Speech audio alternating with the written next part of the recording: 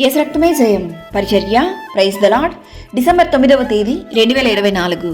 ఈరోజు దేవుని వాక్యము, నీ కోట్లల్లోనూ నీవు చేయు ప్రయత్నములన్నిటిలోనూ నీకు దీవెన కలుగునట్లు యెహోవా ఆజ్ఞాపించును. నీ దేవుడైన యెహోవా నీకిచ్చుచున్న దేశములో ఆయన నిన్ను ఆశీర్వదించును. ద్వితీయోపదేశకాండము 28వ అధ్యాయం 8వ వాక్యము.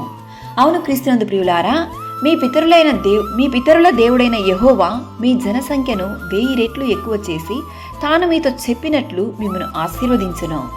దేవుని వాగ్దానములను సొంతం చేసుకోవాలంటే ఆయన మాటను అనగా వాక్యము శ్రద్ధగా విని వాటిని గైకొనాలి.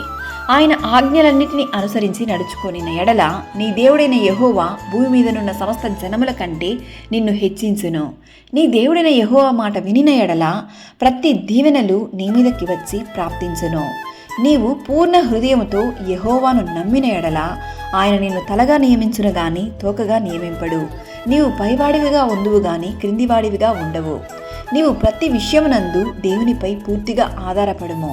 నీ సమస్య ఎంత కష్టమైనా సరే, నీ సమస్య ఎంత తీర్చలేనిది మార్చలేనిదైనా సరే, నిబ్బరము కలిగి ధైర్యముగా దేవుని సన్నిధిలో మోకరించుము, దిగులు పడకుము. నీవు నడుచు మార్గమంతటిలో నీ దేవుడైన యెహోవా నీకు తోడైయుండును. సకల ఘనతా మహిమ ప్రభావములు యేసయ్యకు మాత్రమే కలుగును గాక. ఆమేన్. God bless you.